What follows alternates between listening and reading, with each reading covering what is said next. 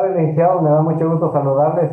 Soy el maestro Marco Marcelino Ruiz Molina, titular de esta materia. Y el día de hoy vamos a hablar acerca del título segundo del régimen obligatorio. Esto lo encontramos en la Ley del Seguro Social en el artículo 11 precisamente. Y dice, el régimen obligatorio comprende los seguros de fracción primera, riesgo de trabajo; dos, enfermedades y maternidad; tres, invalidez y vida; cuatro, retiro; cesantía en edad avanzada y vejez; y cinco, guarderías y prestaciones sociales.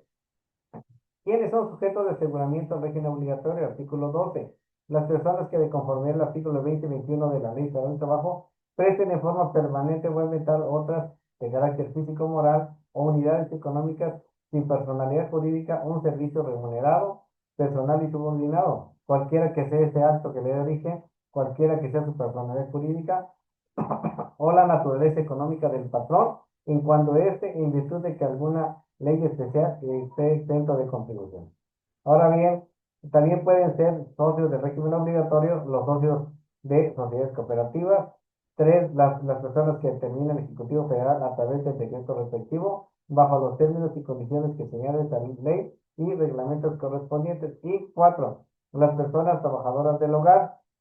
13. Voluntariamente podrán ser sujetos de aseguramiento al régimen obligatorio: uno, los trabajadores independientes o por cuenta propia. También la fracción 5, los trabajadores al servicio de las administraciones públicas de la Federación, entidades federativas y municipios que estén excluidos o no comprendidos en otras leyes o decretos como parte de la seguridad social. El artículo 14 dice: en los convenios en que se refiere este artículo anterior se establecerá la fecha de inicio de prestación de los servicios y los sujetos de aseguramiento que comprende. Dos, la vigencia. Tres, las prestaciones que se otorgarán. Cuatro, las cuotas a cargo de los asegurados y demás sujetos obligados. Cinco, la contribución a cargo del gobierno federal cuando en este caso proceda. Seis, los procedimientos de inscripción del cobro de las cuotas. Y siete, las demás modalidades que se requieren conforme a la ley y sus reglamentos. En el artículo 15, las personas empleadoras están obligadas a registrar e inscribir sus trabajadores en el instituto, a comunicar sus altas y bajas, las modificaciones de salario y los demás datos dentro de los plazos no mayores a 5 días hábiles.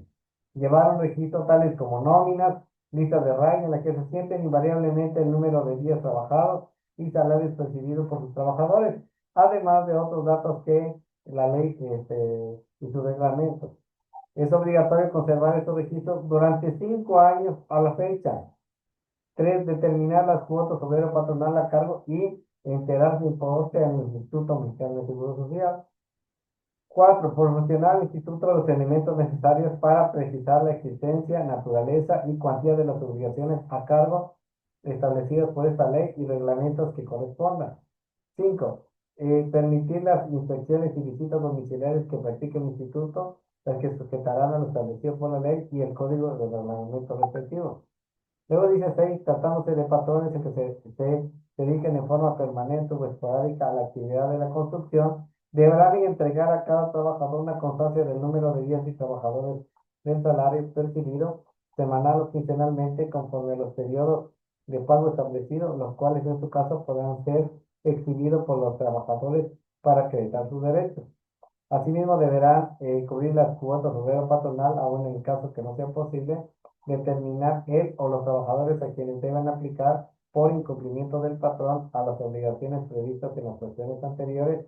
En este último caso, su monto se destinará a la reserva financiera y actuarial a la que se refiere el artículo 280, fracción 4 de esta ley, sin perjuicio de aquellos trabajadores.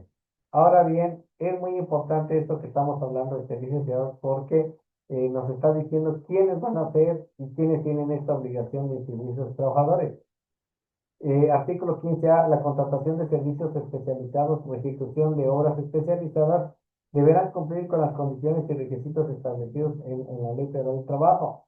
La persona física o moral que contrate la ejecución o ejecución de obras con otra persona física o moral que incumpla las obligaciones de materia de seguridad social será responsable solidaria de la relación de los trabajadores utilizados en la ejecución de esta situación. Ahora vamos a entrar a la parte del régimen obligatorio y del régimen voluntario. Eh, Es muy importante hablar de esto porque voluntariamente quienes se pueden inscribir al IMSS. Pero antes de entrar a esto, vamos a ver las bases de cotización y sus cuotas. El salario base de cotización se integra por los pagos hechos en efectivo por cuotas diarias, gratificaciones, percepciones, alimentación, habitación, primas, comisiones, prestaciones en especie y cualquier otra cantidad o prestación que se entregue al trabajador por su trabajo. Se excluyen como integrantes del salario base de cotización, dada su naturaleza, los siguientes conceptos. Esto no entra los instrumentos de trabajo como herramientas, ropa y similares. El ahorro cuando se integre por un depósito de manera semanaria, quincenal o mensual. Tres, las aportaciones adicionales del patrón convenga en favor de los trabajadores por este concepto. Y cuatro, las cuotas en términos de ley correspondiente para cubrir al patrón las aportaciones al Instituto de Fondo Nacional de Infonavit y las participaciones en las utilidades de las empresas. Luego tenemos la alimentación y habitación cuando se integra en forma onerosa a los trabajadores. Se entiende onerosa las prestaciones cuando el trabajador se pague por cada una de ellas, como mínimo, el 20% diario que se rija en la ciudad de Lima. Luego tenemos seis, las despensas en especie o en dinero, siempre y cuando su importe no rebase del 45% del salario. ¿Sí? Los premios de asistencia y puntualidad, siempre que el importe de cada uno de estos conceptos no rebase el 10% del salario. Esto es muy importante para que nosotros tengamos y conozcamos esta parte que nos establece la ley del Seguro Social, porque en México está regido gran parte de las actividades en esta ley. Luego dice seguros de riesgo de trabajo. El riesgo de trabajo son los accidentes y enfermedades que están expuestos a los trabajadores en ejercicio o con motivo del trabajo. Se considera accidente de trabajo toda lesión orgánica o perturbación funcional inmediata o posterior o la muerte producida repentinamente en ejercicio o con motivo del trabajo, cualquiera que sea el lugar o el tiempo en que se preste este trabajo. Esto se llama riesgo de trabajo y accidente de trabajo. También se considera accidente de trabajo aquel que se produzca, y así hemos mencionado la vez pasada, al trasladarse el trabajador de su casa en la mañana y en la tarde para su domicilio. La enfermedad de trabajo es todo estado patológico derivada de una acción continuada o una causa que tenga su origen en el trabajo, en que el trabajador se vea obligado a prestar sus servicios.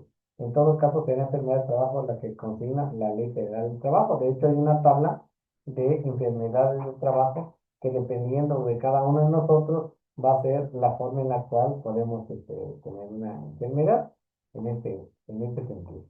Entonces, ¿qué cosa pueden producir los riesgos de trabajo? Esto es muy importante, licenciados y licenciadas.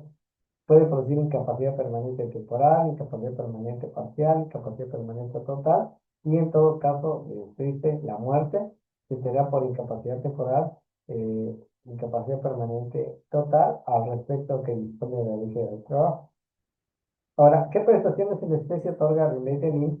El asegurado que tiene un riesgo de trabajo tiene las siguientes prestaciones. Uno, asistencia médica, quirúrgica, farmacéutica, servicio de hospitalización, aparato de prótesis, perdón, de ortopedia, rehabilitación.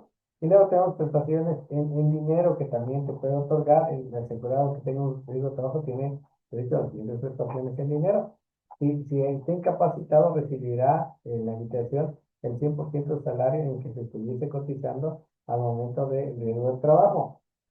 No es lo mismo el riesgo del trabajo que te van a dar por esa situación, el 100% de tu salario, a cuando es una incapacidad. Cuando es una incapacidad médica, solo es el 60% del salario que se tiene, el Instituto Mexicano del Seguro lo otorga.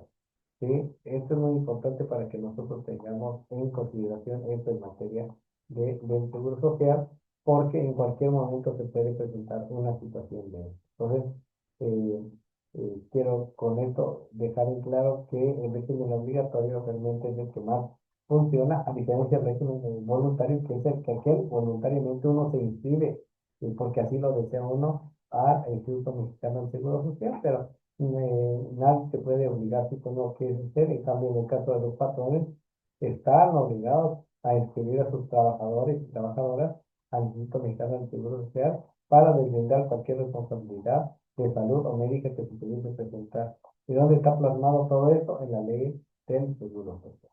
Bueno, Me da mucho gusto, licenciado, estar con todos y cada uno de ustedes. Espero verles en el siguiente video y cualquier duda, aclaración, ustedes nos hacen. Cuídense mucho y que pasen muy buenas tardes. Adiós.